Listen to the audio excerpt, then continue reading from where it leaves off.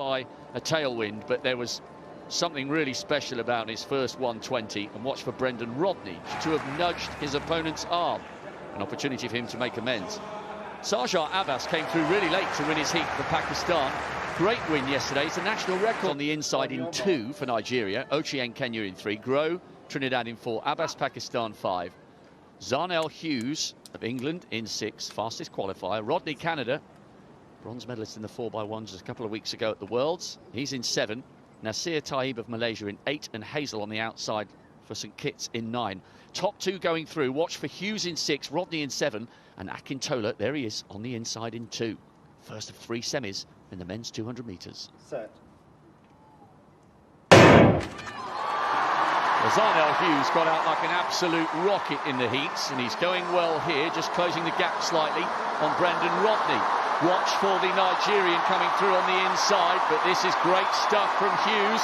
Needs to keep his powder dry a little bit for the final. He's looking left, he's looking right and left. Watch the time here, 20.32. Rodney was in 2nd, and those two were by far and away the class of the field. Akintola looked like he might threaten for 3rd down the home straight, but he faded towards the end.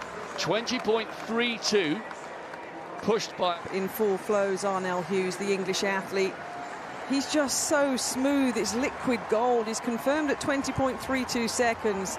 He was in total control. This is his title to win. As you say, Rob, he was desperately disappointed, thinking he won the title last time in 2018 and then got DQ'd.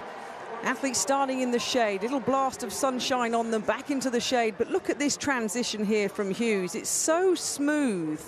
And you have to go through gears in a 200 metres. You have 4 or 5 parts to the race. And he's glancing to his right, glancing to his left.